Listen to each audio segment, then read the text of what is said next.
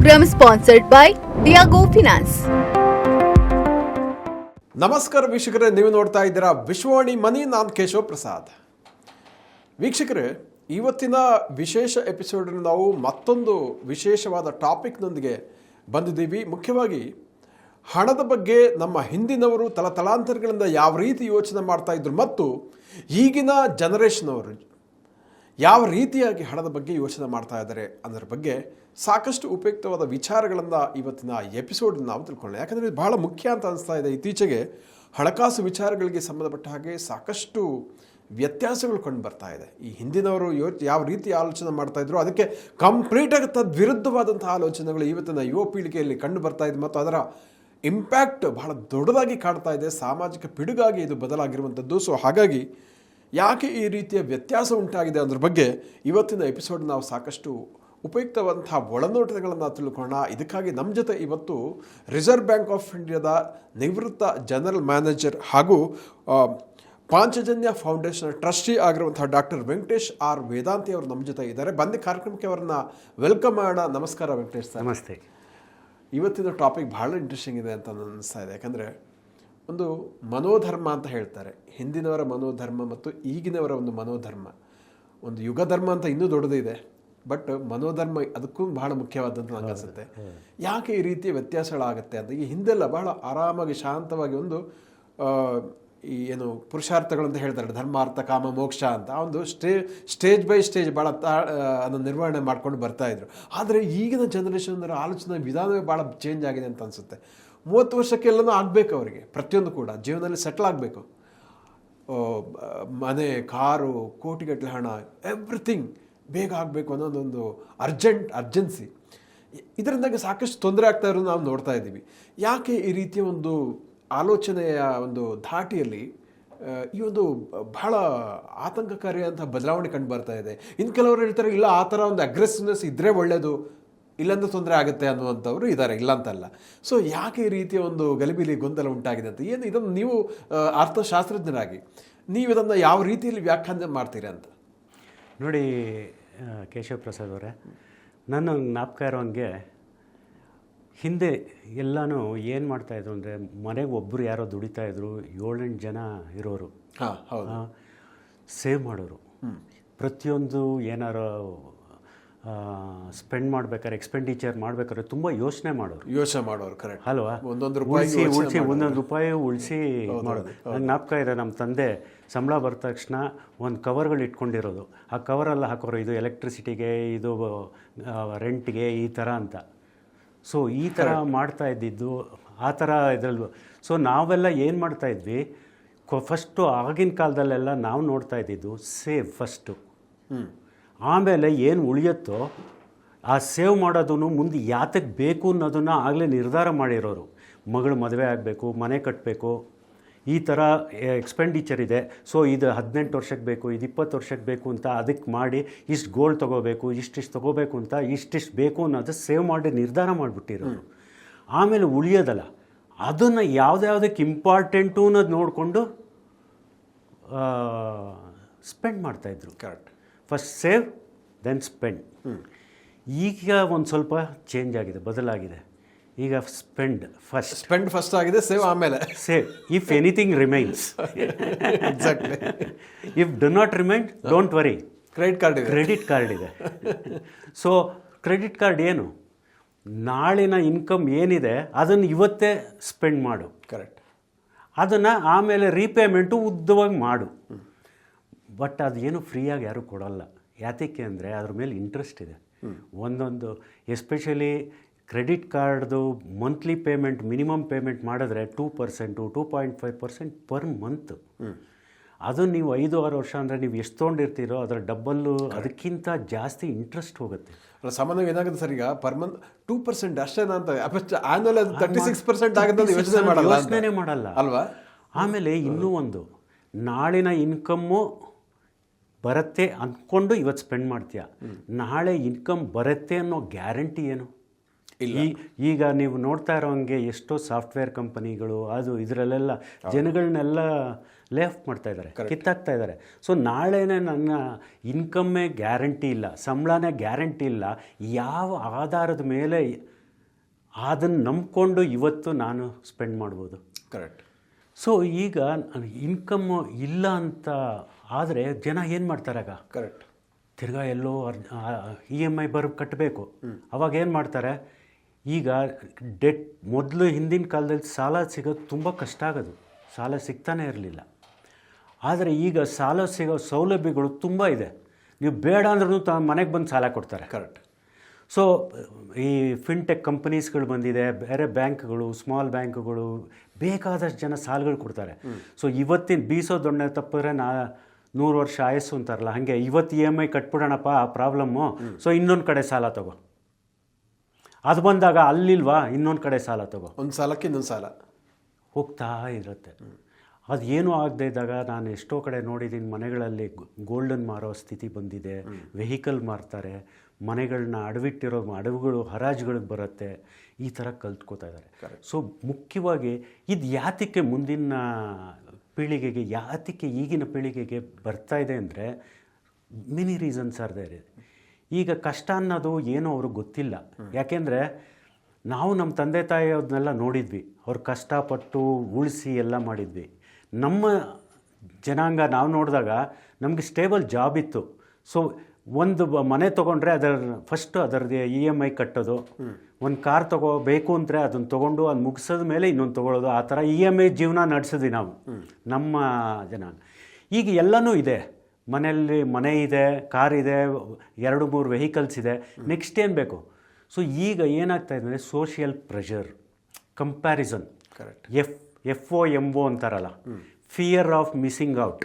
ಈಗಿನ ಜನ್ರೇಷನ್ಗೆ ಅದು ಏನಾಗುತ್ತೆ ಅಂದರೆ, ಯಾರೋ ಫ್ರೆಂಡು ಇನ್ಸ್ಟಾಗ್ರಾಮಲ್ಲಿ ಫೋಟೋ ಹಾಕ್ತಾರೆ, ಅಷ್ಟೊಂದು ಒಳ್ಳೆ ಡ್ರೆಸ್ ಇದೆ ಅವನ ಹತ್ರ, ಅಂಥ ಒಳ್ಳೆ ವೆಹಿಕಲ್ ಇದೆ, ನನ್ನ ಹತ್ರ ಇಲ್ಲ, ನಾನು ತೊಗೋಬೇಕು.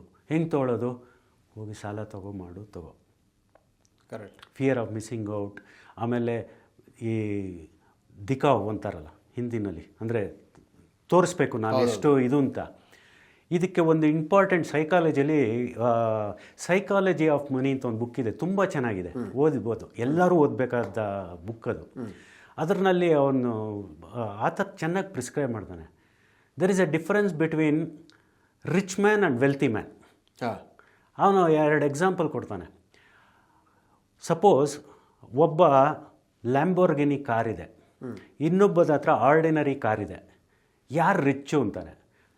ಎಲ್ಲರೂ ಹೇಳ್ತಾರೆ ಲ್ಯಾಂಬೋರ್ಗಿನಿ ಕಾರಿರೋನೇ ರಿಚ್ ಮ್ಯಾನ್ ಅಂತ. ನೆಕ್ಸ್ಟ್ 1 more ಡೈಮೆನ್ಷನ್ ಆಗ್ತಾನೆ. ಅವನು ಅದು 1 ಕೋಟಿ ಸಾಲ ಮಾಡಿ ಅದು ತೊಗೊಂಡಿದ್ದಾನೆ, ಇನ್ನೊಬ್ಬ ಕಾರಿದೆ, ಅವನು ಸ್ವಂತ ದುಡ್ಡಿನ ತೊಗೊಂಡಿದ್ದಾನೆ. ಈಗ ಯಾರು ರಿಚ್ಚು ಯಾರು ವೆಲ್ತಿ ಅಂದರೆ ಯಾರು ಹೇಳೋಕ್ಕೆ ಆಗಲ್ಲ, ಅವಾಗ ಕನ್ಫ್ಯೂಸ್ ಆಗ್ತಾರೆ ಯಾವುದು ರಿಚ್ಚು. ಸೊ ಅದರಲ್ಲಿ ಅವನು ಎಕ್ಸ್ಪ್ಲೇನ್ ಮಾಡ್ತಾನೆ, ರಿಚ್ ಮ್ಯಾನ್ ಅಂದರೆ ಬೇರೆಯವ್ರಿಗೆ ಕಾಣೋದಕ್ಕೋಸ್ಕರ ತಗೊಳ್ಳೋದು, ಖರೀದಿ ಮಾಡೋರು. ನೀವು ಖರೀದಿ ಮಾಡಿರೋದು ನಿಮ್ಮದಲ್ಲ, ಅದು ಬರೀ ಸಾಲ ತಗೊಂಡು ಇದು ಮಾಡಿ ಅದು ನಾಳೆ ಇರತ್ತೆ ಇಲ್ಲದೆ ಇರ್ಬೋದು. ಒಬ್ಬ ವೆಲ್ತಿ ಮ್ಯಾನ್ ಅಂದ್ರೇನು? Wealth is not visible, richness is visible. ಅದು ಆ ವೆಲ್ತ್ ಅನ್ನೋದು ಒಂದು ಸಣ್ಣ ಮನೆ. ಈಗ ಇದು ಗ್ರೇಟೆಸ್ಟ್ ಇನ್ವೆಸ್ಟರ್ ಇದ್ದಾರಲ್ಲ ವಾರನ್ ಬಫೆಟು, ನಾವು ಓದಿದ್ದೀನಿ.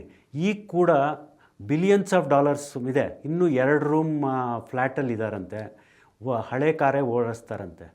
Is a billionaire. Correct. So wealth ಅನ್ನೋದು ಏನು ನಾವು ಡಿಸೈಡ್ ಮಾಡಬೇಕು, ನಮಗೆ ಹ್ಯಾಪಿನೆಸ್ ಏನು ಕೊಡುತ್ತೆ, ಬೇರೆಯವ್ರಿಗೋಸ್ಕರ ಅಲ್ಲ. ಸೊ ಬೇರೆಯವ್ರಿಗೋಸ್ಕರ ನಮಗೋಸ್ಕರ ನಾವು ಜೀವನ ಮಾಡಬೇಕು. ಸೊ ನೀವು ಸ್ವಂತ ಒಂದು 2 ಬೆಡ್ರೂಮ್ ಫ್ಲ್ಯಾಟು ಲೋನ್ ಇಲ್ಲದೆ ಅಥವಾ ಮಿನಿಮಮ್ ಲೋನ್ ಇದ್ದು ಅದನ್ನು ತಗೊಂಡು ಸಂತೋಷವಾಗಿ ಒಂದು ಇನ್ಶೂರೆನ್ಸ್ ಇದೆ, ಒಂದು ಸೇವಿಂಗ್, ನಾಳೆ ನಿಮ್ಮ ಹತ್ರ ಕೆಲಸ ಇಲ್ಲ, ವರಿ ಮಾಡಬೇಕಾಗಿಲ್ಲ, ನನ್ನ ಹತ್ರ ಸೇವಿಂಗ್ ಇದೆ ಅದರಿಂದ ಬದುಕ್ತೀನಿ ಅನ್ನೋ ಅವನು wealthy man. Correct. Richness may not give you the health, but wealthy man definitely have a good health. ಯಾಕೆಂದರೆ ಅವನು ವರಿ ಮಾಡಲ್ಲ. ರಿಚ್ ಮ್ಯಾನ್ ಏನಾಗತ್ತೆ ಅಂದರೆ ಅವನು ಬರೀ ದುಡ್ಡು ನಾವು ಸಾಲ ತೊಗೊಂಡು ಅದು ಮಾಡಿ ಸೇವಿಂಗೇ ಇರಲ್ಲ. ಕರೆಕ್ಟ್. ನಾಳೆ ಕೆಲಸ ದುಡ್ಡಿಲ್ಲ ಅಂದರೆ ಅವನು ಬೀದಿಗೆ ಬಂದುಬಿಡ್ತಾರೆ. ನಿಜ. ಸೊ ಅದಕ್ಕೇ ಇದರಲ್ಲಿ ಇಂಪಾರ್ಟೆಂಟ್ ಕಾನ್ಸೆಪ್ಟು ಇನ್ನೊಂದು ಇದೆ, ಫೈನಾನ್ಷಿಯಲ್ ಇಂಡಿಪೆಂಡೆನ್ಸು, ಫೈನಾನ್ಷಿಯಲ್ ಫ್ರೀಡಮ್ ಅಂತ. ಅವ್ನು ತುಂಬ ಚೆನ್ನಾಗಿ ಎಕ್ಸ್ಪ್ಲೇನ್ ಮಾಡ್ತಾನೆ. ಫೈನಾನ್ಷಿಯಲ್ ಇಂಡಿಪೆಂಡೆನ್ಸ್ ಏನು, ಫೈನಾನ್ಷಿಯಲ್ ಡಿಪೆಂಡೆಂಟ್ ಏನು. ಈಗ ಒಂದು ವಿದ್ಯಾರ್ಥಿ ಕಾಲೇಜಿಂದ ಗ್ರ್ಯಾಜುಯೇಟ್ ಆಗಿ ಬಂದರೆ ಅವ್ನು ಫೈನಾನ್ಷಿಯಲಿ ಡಿಪೆಂಡೆಂಟ್. ಯಾಕೆಂದರೆ ಅವ್ನ ಫೀಸೆಲ್ಲ ಅವ್ರ ತಂದೆ ಕಟ್ತಾಯಿದ್ರು. ಅವನಿಗೆ ಏನೇ ನೆಸೆಸಿಟಿ ಇತ್ತು, ಊಟ ತಿಂಡಿ ಬಟ್ಟೆ ಎಜುಕೇಷನ್ ಎಲ್ಲನೂ ಅವ್ರ ತಂದೆ ಪೇರೆಂಟ್ಸ್ ಕೊಡ್ತಾಯಿದ್ರು. ಅವ್ನು ಫೈನಾನ್ಷಿಯಲಿ ಡಿಪೆಂಡೆಂಟ್. ಈಗ ಒಂದು ಕೆಲಸ ಸಿಗತ್ತೆ, ಒಂದು ಕೆಲಸ ಸಿಕ್ಕಿದ್ರೆ ಅವ್ನಿಗೆ ರೀಸನಬಲ್ ಗುಡ್ ಸ್ಯಾಲ್ರಿ ಇರುತ್ತೆ, ಅವನು he can stay on own. ಈಗ ಬೇರೆ ಕಡೆ ಕೆಲಸ ಸಿಕ್ಕಿದ್ರೂ ಅವನು ಒಂದು ಬಾಡಿಗೆ ಮನೆ ತೊಗೋಬೋದು, ಆ ಬಾಡಿಗೆ ಕೊಡ್ತಾನೆ, ಅವನೇ ಗ್ರಾಸರೀಸ್ ಪರ್ಚೇಸ್ ಮಾಡ್ತಾನೆ ಎಲ್ಲ. ಅವ್ನು ಹಿ ಬಿಕಮ್ ಫೈನಾನ್ಷಿಯಲಿ ಇಂಡಿಪೆಂಡೆಂಟ್. ನೀವು ಫೈನಾನ್ಷಿಯಲಿ ಇಂಡಿಪೆಂಡೆಂಟ್ ಆಗಿದ್ದಾಗ ಮುಖ್ಯವಾದ್ದೇನು, ಅರ್ನ್ ಮಾಡ್ತಾಯಿದ್ದೀನಿ ಅಂತ ಸ್ಪೆಂಡ್ ಮಾಡೋದಲ್ಲ, ಸೇವ್ ಮಾಡಬೇಕು. ಸೇವ್ ಮಾಡಿ ಮಾಡಿ ಮಾಡಿ ಮಾಡಿ ಸ್ವಲ್ಪ ಸ್ವಲ್ಪ ಸ್ವಲ್ಪ ಬೇರೆ ಬೇಕಾದಷ್ಟು ಅವೆನ್ಯೂಸ್ ಇದೆ. SIPs ಅಂತ ಮ್ಯೂಚುವಲ್ ಫಂಡಲ್ಲಿದೆ. ಸ್ಮಾಲ್ ಅಮೌಂಟ್ ಹಾಕಿ ಫಿಕ್ಸ್ಡ್ ಡೆಪಾಸಿಟ್ ಮಾಡಿ, ಇಲ್ಲ ಶೇರ್ಸ್ನಲ್ಲಿ ಹಾಕಿ ಕೆಲವು ಶೇರ್ಸಲ್ಲಿ ಇಟ್ಕೊಳ್ಳಿ. ನೀವು ಸೇವ್ ಮಾಡಿದ್ದನ್ನು ಇನ್ವೆಸ್ಟ್ ಮಾಡಬೇಕು, ಆವಾಗ ಅದು ಗ್ರೋ ಆಗುತ್ತೆ. ಬರೀ ಸೇವಿಂಗ್ ಇಟ್ಬಿಡ್ತು ಅಂದರೆ ಬರೀ 3% ಇಂಟ್ರೆಸ್ಟ್, ಅದು ಗ್ರೋ ಆಗಲ್ಲ. ಕರೆಕ್ಟ್. ನಿಮ್ಮದು ಆ ಸೇವಿಂಗ್ ಅನ್ನೋದು ಬೀಜ. ಆ ಬೀಜ ಮರ ಆಗಬೇಕು ಅಂದರೆ ನೀರು ಹಾಕಬೇಕು, ಗೊಬ್ಬರ ಹಾಕಬೇಕು, ಅದೇ ಇನ್ವೆಸ್ಟ್ಮೆಂಟ್. ಅದು ಬೆಳೀತಾ ಬೆಳೀತಾ ಮರ ಆಗಿ ಅದು ಫಲ ಕೊಡುತ್ತೆ. ಅದು ಕೊಟ್ಟಿದ್ದನ್ನು ಇನ್ನೂ ಇನ್ವೆಸ್ಟ್ ಮಾಡಿ ಇನ್ನೂ ಗ್ರೋ ಮಾಡ್ತಾ ಬರಬೇಕು. ಒಂದು ಮರದಿಂದ ಬೀಜ ಬರುತ್ತೆ, ಆ ಬೀಜನ ತಿರ್ಗಾ ಬಿತ್ತನೆ ಮಾಡಬೇಕು, ಅದನ್ನು ಸ್ಪೆಂಡ್ ಮಾಡಬಾರ್ದು. ಮಾಡಿ, ಎಷ್ಟು ಬೇಕೋ ಅದನ್ನು ಮಾಡಿ. ನೀವು ಸನ್ಯಾಸಿ ಆಗಬೇಕು ಅಂತಿಲ್ಲ, ಬಟ್ ಕ್ಲಿಯರ್ ಆಗಿರಿ. ಎಷ್ಟು ಪಾರ್ಟ್ ಆಫ್ ನೀವು ಸ್ಪೆಂಡ್ ಮಾಡಬೇಕು, ಟೂರ್ಗೆ ಹೋಗ್ಬೇಕಾ ಮಾಡಿ, ಬಡ್ಜೆಟ್ ಮಾಡಿ. ಆಮೇಲೆ ಒಂದು ಸೇವಿಂಗ್ ಅಂದರೆ ಅಟ್ಲೀಸ್ಟ್ ನನ್ನ ಕೆಲಸ ಹೋಯಿತು, ಒಂದು 8 ತಿಂಗಳು ನಾನು ಗಾಬರಿ ಆಗದೆ ನಾನು ಆರಾಮಾಗಿರ್ಬೋದಾ? ನನ್ನ ರೆಂಟ್ ಕಟ್ಬೋದಾ, ಬಾಡಿಗೆ ಕಟ್ಬೋದಾ, EMI ಕಟ್ಬೋದಾ, ನನ್ನ ಕಾರ್ಗೆ ಪೆಟ್ರೋಲ್ ಹಾಕ್ಬೋದಾ? ಇದೆಲ್ಲ ಇಂಪಾರ್ಟೆಂಟು. ಒಂದು ಎಮರ್ಜೆನ್ಸಿ ಫಂಡ್ ಬೇಕು. ಸೊ ಆ ಎಮರ್ಜೆನ್ಸಿ ಫಂಡು ಕ್ರಿಯೇಟ್ ಮಾಡಬೇಕು. ಓಕೆ, ಮಕ್ಕಳು education is becoming very expensive. ಹೌದು. ಈ LKG UKGಗೆ ಲಕ್ಷಾಂತಗಟ್ಟಲೆ ಕೊಡಬೇಕು. ಹಾಂ, ಈಗ ಮುಂದೆ ನಿಮ್ಮ ಮಕ್ಕಳು ವಿದೇಶಕ್ಕೆ ಹೋಗಿ ವಿದ್ಯಾಭ್ಯಾಸ ಮಾಡಬೇಕು ಅಂದರೆ ಈಗಲೇ $ದು 94-95 ಇದೆ. ಇನ್ನು ನಿಮ್ಮ ಮಕ್ಕಳು ಇನ್ನು 10 ವರ್ಷ 15 ವರ್ಷ ಇರ್ಬೇಕಾದ್ರೆ ಎಕ್ಸ್ಚೇಂಜ್ ರೇಟ್ ಏನಿರ್ಬೋದು? ಹೌದು ಅಲ್ವಾ? 5% ಇನ್ಫ್ಲೇಷನ್ ಇರ್ತಾ ಇರಬೇಕು ಅಂದರೆ ವ್ಯಾಲ್ಯೂ ಕಮ್ಮಿ ಆಗ್ತಾ ಇರುತ್ತೆ. ಸೊ ನೀವು ಗಳಿಸ್ತಾ ಇರೋದಕ್ಕಿಂತ ಸೇವಿಂಗನ್ನು ಜಾಸ್ತಿ ಮಾಡ್ತಾ ಹೋಗಬೇಕು. ಸೊ 3% SP ಅಕೌಂಟ್ ಏನು ಮಾಡೋಕ್ಕಾಗತ್ತೆ? ಅಷ್ಟೇ ಅಲ್ವಾ? ನಿಮ್ಮ ಮಾವಿನ ಹಣ್ಣು ಬೇಕು ಅಂದರೆ ಮರ ಆಗಬೇಕದು. ಬರೀ ಗಿಡ ಆಗಿದ್ರೆ ಏನೂ ಸಿಗಲ್ಲ. ಅದಾದ್ರೇ ಬರೋದು. ಸೊ ನಾವು it comes to the basic question, financial freedom ಅಂದ್ರೇನು? ಈಗ ನನಗೆ 40-45 ವರ್ಷ ಆಗಿರುತ್ತೆ, 50 ವರ್ಷ. ನನಗೆ ಆ ಕಂಪನಿನಲ್ಲಿ ಕೆಲಸ ಮಾಡೋಕ್ಕೆ ಇಷ್ಟ ಇಲ್ಲ. ಬಾಸು ತುಂಬ ಹರಾಜ್ ಮಾಡ್ತಾನೆ, ತುಂಬ ಟೈಮಿಂಗ್ ಜಾಸ್ತಿ, ನನ್ನ ಹೆಲ್ತ್ ಹಾಳಾಗ್ತಾಯಿದೆ. ನಾನು ಆ ಕೆಲಸನ ಬಿಡ್ಬೋದಾ? ಅಂದರೆ ಕೆಲಸ ಬಿಟ್ಟರೂ ಫೈನಾನ್ಷಿಯಲ್ ಇಂಡಿಪೆಂಡೆಂಟ್ ಆಗಿರ್ಬೋದಾ? ಅಲ್ವಾ? ಹೌದು. ಆ ಧೈರ್ಯ ಇದೆಯಾ? ಆ ಧೈರ್ಯ ಬರಬೇಕು ಅಂದರೆ that is the choice. Freedom gives you the choice. Correct. ಆ ಚಾಯ್ಸ್ ಸಿಗತ್ತೆ. ಆ ಚಾಯ್ಸು ಯಾವಾಗ ನಿಮಗೆ ಮಾರುತ್ತೆ ಅಂದರೆ ನೀವು ಅರ್ನ್ ಮಾಡೋಕ್ಕೆ ಶುರು ಮಾಡೋದ್ರಿಂದ ನೆಕ್ಸ್ಟ್ 10-15 ವರ್ಷ ಚೆನ್ನಾಗಿ ಸೇವ್ ಮಾಡಿ ಮನಿನ ಗ್ರೋ ಮಾಡಬೇಕು. ಒಂದು 35-40 ಅಥವಾ 45-50 ವರ್ಷ ಆಗ್ತಾ ಇದ್ದಂಗೆ ನಂಗೆ ಕೆಲಸ ಬೇಡ, ನಾನು ಆರಾಮಾಗಿರ್ತೀನಿ, ಇರೋದ್ರಲ್ಲೇ ನಂಗೆ ಸಾಕು, ನನ್ನ ಹವ್ಯಾಸಗಳನ್ನ ನೀವು ಮಾಡಬೇಕು. ಎಷ್ಟೋ ಜನಕ್ಕೆ ಹವ್ಯಾಸಗಳಿರುತ್ತೆ, ಅವರು ಮಾಡೋಕ್ಕೆ ಆಗಿರಲ್ಲ. ಹೌದು. ನಾ ಹವ್ಯಾಸ ಮಾಡ್ಕೋಬೇಕು, ನಾ ಪೇಂಟಿಂಗ್ ಮಾಡಬೇಕು, ನಾ ಟ್ರಾವೆಲ್ ಮಾಡಬೇಕು, ಅದಕ್ಕೆ ಟೈಮ್ ಬೇಕು. ಅದಕ್ಕೆ ನಾನು ಕೆಲಸ ಬಿಟ್ಟರೆ ನನ್ನ ದಿನನಿತ್ಯದ ಖರ್ಚಿಗೆ ಮುಂದೆ ಫ್ಯೂಚರು, ನನ್ನ ಹೆಲ್ತ್ ಇನ್ಶೂರೆನ್ಸು, ಆ ಥರ ಎಲ್ಲನೂ ಬೇಕು ಅಂದರೆ that is the choice. That is called financial freedom. ನೀವು ಗೋಲ್ ಏನಿರಬೇಕು ಅಂದರೆ financial in the transition financial independent ಆಗ್ತೀರಾ. ನಿಮ್ಮ ಏಮ್ ಇರೋದು ಸೇ 15-20 ಇಯರ್ಸಲ್ಲಿ ಫೈನಾನ್ಷಿಯಲ್ ಫ್ರೀಡಮ್ ಬರಬೇಕು. ಆ ಚಾಯ್ಸು ನೀವು ಆಗ ಸಿಗೋ ಹಾಗೆ ಮಾಡಬೇಕು. ಅದು ಸಿಗಬೇಕು ಅಂದರೆ ಈ 15-20 ವರ್ಷ ಚೆನ್ನಾಗಿ ದುಡಿದು ಸೇವ್ ಮಾಡಿ ಇನ್ವೆಸ್ಟ್ ಮಾಡಿ ಅದನ್ನು ಗ್ರೋ ಮಾಡಬೇಕು. That is the freedom. Sir, ಇಲ್ಲೊಂದು ಪ್ರಶ್ನೆ ಕೇಳೋದು ಸಾಮಾನ್ಯವಾಗಿ ಜನರಲ್ ಆಗಿ ಇರುವಂಥ ಒಂದು ಪ್ರಶ್ನೆ ಇದೆ. ಏನಂದರೆ ಇಂಡಿಯಾದಲ್ಲಿ ಒಂದು ಒಳ್ಳೆ ಒಂದು ಇನ್ಕಮ್ ಅಂತ ಒಂದು ಸಂಬಳ, ಒಳ್ಳೆಯ ಒಂದು ಸಂಬಳ ಆದಾಯ ಬರುವಂಥದ್ದೇ ಒಂದು ಆಫ್ಟರ್ ಒಂದು 25-30 ಇಯರ್ಸ್ ಆದಮೇಲೆ ಅಂತ. ಸೊ ಒಂದು 30-35 ಇಯರ್ಸ್ ಆದಮೇಲೆ ಸ್ವಲ್ಪ ಇನ್ಕಮ್ ಬರಲಿಕ್ಕೆ ಶುರು ಆಗುತ್ತೆ. ಸೊ ಹಾಗಾಗಿ ನಮಗೆ 40-45 ಏಜಿಗೆ ಈ ಫೈನಾನ್ಷಿಯಲ್ ಫ್ರೀಡಮ್ ಮಾಡೋಕ್ಕೆ ಸಾಧ್ಯನೇ ಆಗೋದಿಲ್ಲ. EMI ಇರುತ್ತೆ, ಬೇರೆ ಬೇರೆ ಲೋನ್ಗಳಿರುತ್ತೆ ಅಂತ ಒಂದು ಭಾವನೆ ಇರುತ್ತೆ. ಸೊ ಅಂಥ ಒಂದು ಮನೋಭಾವನೆಗೆ ತಮ್ಮ ಒಂದು ಉತ್ತರ ಏನು ಅಂತ ಏನು ಹೇಳ್ತೀರಾ? ಸೊ ಫೈನಾನ್ಷಿಯಲ್ ಫ್ರೀಡಮ್ನ ಎಷ್ಟು ವರ್ಷದಲ್ಲಿ ಗಳಿಸ್ಲಿಕ್ಕೆ ಸಾಧ್ಯ? ಈಗ ನೀವು ರಿಚೆಸ್ಟ್ ಮ್ಯಾನ್ ಅಂತ ಹೇಳಿದ್ರಲ್ಲ, ಇವ್ರನ್ನ ವಾರನ್ ಬಫೆಟ್, ನೀವು ಆ ಸೈಕಾಲಜಿಯ ಬುಕ್ಕಲ್ಲಿ ಅದನ್ನು ಹೇಳ್ತಾರೆ. He started investing at the age of 10. He started purchasing shares ಅಂತೆ. 10 ವರ್ಷ. ಇದರಲ್ಲಿ ಇಂಪಾರ್ಟೆಂಟ್ ಏನು? Compounding. Compounding is the 8th wonder in the finance ಅಂತಾರೆ. ಏನಾಗುತ್ತೆ, ನೀವು ಈ ಕಾಂಪೌಂಡಿಂಗ್ ಅಂದರೆ ಅದರ ಇಂಟ್ರೆಸ್ಟ್ ಮೇಲೆ ಇಂಟ್ರೆಸ್ಟು ಅದು ಗ್ರೋತ್ ಆಗಿ ದೊಡ್ಡ ಅಮೌಂಟ್ ಆಗುತ್ತೆ. ಅದರಿಂದ ನೀವು ಎಷ್ಟು ಬೇಗ ಸೇವಿಂಗ್ ಮಾಡಿ ಅದನ್ನು ಇನ್ವೆಸ್ಟ್ ಮಾಡೋಕ್ಕೆ ಶುರು ಮಾಡ್ತೀರೋ, ಕಾಂಪೌಂಡಿಂಗ್ ಎಫೆಕ್ಟು ಆಫ್ಟರ್ 15-20 ಇಯರ್ಸೇ ನಿಮಗೆ ಸಿಗೋದು. ಅವಾಗ ಅದರದ್ದು ಮೀಟಿಯಾರಿಕ್ ರೈಸ್ ಇರುತ್ತೆ. ಅಂದ್ರೆ ತಾವು ಹೇಳ್ತೀರಾ ಕೆಲಸಕ್ಕೆ ಸೇರಿದ ತಕ್ಷಣ ನೀವು ಎಷ್ಟಾದರೂ ಸರಿ ಇನ್ವೆಸ್ಟ್ ಮಾಡಿ ಸ್ಮಾಲ್ ಅಮೌಂಟ್ ಮಾಡ್ಕೊಂಡು ಬನ್ನಿ. ಈಗ ನಾವುಗಳಿದ್ದಾಗ ಅಷ್ಟೊಂದು ಇದಿರಲಿಲ್ಲ, ಈಗ ಎಷ್ಟೊಂದು ಚಾಯ್ಸ್ ಇದೆ. SIP, it is a very popular. ಇದು ಸ್ಮಾಲ್ ಅಮೌಂಟು, 500 ರೂಪಾಯಿ, 1000 ರೂಪಾಯಿ ಫಸ್ಟ್ ಸ್ಯಾಲರಿಯಿಂದಲೇ ಶುರು ಮಾಡಿ ಅಂತ ಶುರು ಮಾಡಿ, ಎಲ್ಲ ಮೊದಲಿಂದಾನೇ ಶುರು ಮಾಡಿ ಇನ್ವೆಸ್ಟ್ ಮಾಡ್ತಾ ಬರಬೇಕು. ಬಡ್ಜೆಟ್ ಮಾಡಬೇಕು. ನೀವು ಮುಖ್ಯವಾಗಿ ಲೈಫಲ್ಲಿ ಬಡ್ಜೆಟ್ ಮಾಡಬೇಕು. ಬಡ್ಜೆಟ್ ಮಾಡಿ ಅದರ ಪ್ರಕಾರ ಹೋಗಬೇಕು. ಈಗ ನೀವು ಒಂದು ಯಾವುದಕ್ಕಾರು, ಈಗ ನಿಮ್ಮ ಇದಕ್ಕೆ ಆಫೀಸಿಗೆ ಬರೋಕ್ಕೆ ಮುಂಚೆ ನಾನು ವೆಹಿಕಲ್ ಸೆಟ್ ಮಾಡಿದೆ, ಗೂಗಲ್ಗೆ ಹೋಗಿ ಮ್ಯಾಪ್ ಹಾಕಿದೆ. ಫಸ್ಟು ಗೂಗಲ್ಗೆ ಹೋಗಿ ಮ್ಯಾಪ್ ಹಾಕಿದ್ರೆ ಇದು ಡೈರೆಕ್ಷನ್ ತೋರಿಸ್ತು.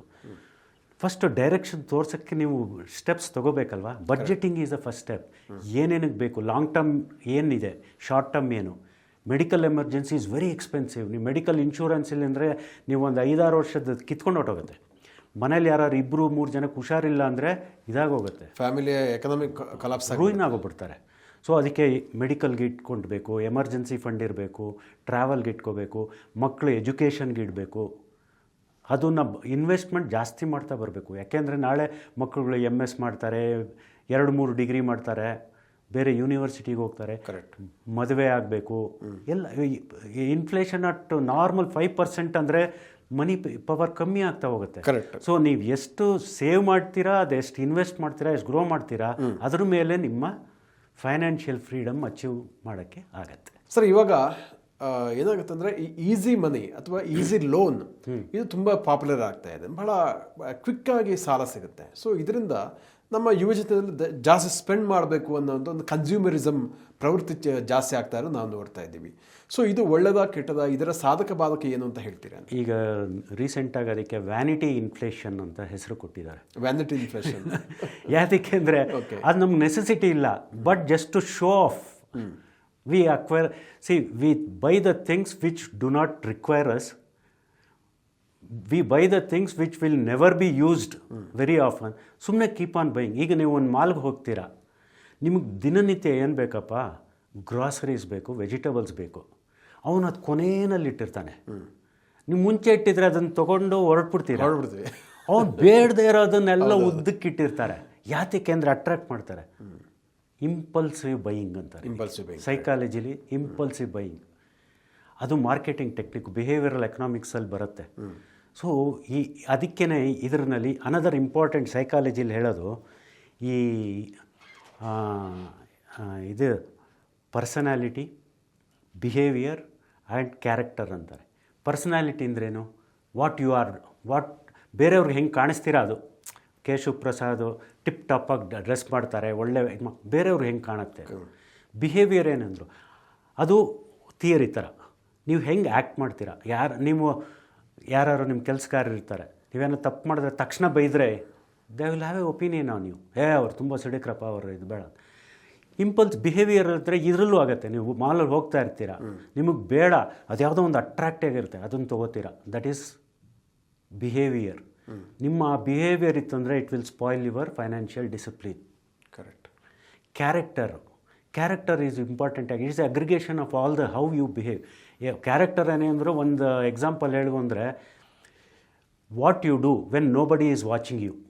ನೀವು ಟ್ರಾಫಿಕ್ ಸಿಗ್ನಲ್ಲು ರೆಡ್ ಇದ್ದಾಗ ಪೊಲೀಸ್ ಇಲ್ಲದೇ ಇದ್ರೂ ನಿಲ್ಲಿಸಿದ್ರೆ ಅದು ನಿಮ್ಮ character. You are obeying the rules and regulations ಅಲ್ವಾ. ಈಗ ಕೆಲವರು ಈಗ ನೀವು ನೋಡಿರೋದು ಎಂತೆಂಥ ಫ್ರಾಡ್ಸ್ಗಳು ಪೇಪರಲ್ಲಿ ಓದ್ತಾ ಇರ್ತೀವಿ. ಎಲ್ಲ ದೊಡ್ಡ ದೊಡ್ಡ ವ್ಯಕ್ತಿಗಳು ಹಾರ್ವರ್ಡಿಂದ ಅಂಥ ಕಡೆಯಿಂದ ಬಂದಿರ್ತಾರೆ, ಅವ್ರು ಫ್ರಾಡ್ಗಳು ಮಾಡಿರ್ತಾರೆ. ಯಾತಕ್ಕೆ ಏನು ಲಾಕ್ ಆಗಿರುತ್ತೆ? ಸಮ್ವೇರ್ ದೇರ್ ಕ್ಯಾರೆಕ್ಟರ್ ಇದಾಗುತ್ತೆ. ಸೊ ಫೈನಾನ್ಷಿಯಲ್ ಡಿಸಿಪ್ಲಿನ್ಗೆ ಇಂಪಾರ್ಟೆಂಟು ಈ ಮೂರೂ important. Personality, whether you want to show it off or you want to live for yourself ಅಲ್ವಾ. ಹೌದು. ಆಮೇಲೆ ಬಿಹೇವಿಯರು, ಇಂಪಲ್ಸಿವ್ ಬಿಹೇವಿಯರ್. ನಿಮ್ಗೆ ಏನೋ ತೊಗೋಬೇಕು, ತೊಗೊಳಕ್ಕೆ ದುಡ್ಡಿಲ್ಲ, UPIನಲ್ಲಿ ದುಡ್ಡಿಲ್ಲ, ಅವ್ನು ಪಕ್ಕದಲ್ಲೇ ಕೂತಿರ್ತಾನೆ, ಸರ್ ನಿಮ್ಗೆ EMI ಆಪ್ಷನ್ ಇದೆ ತೊಗೊಳ್ಳಿ ಅಂತಾನೆ.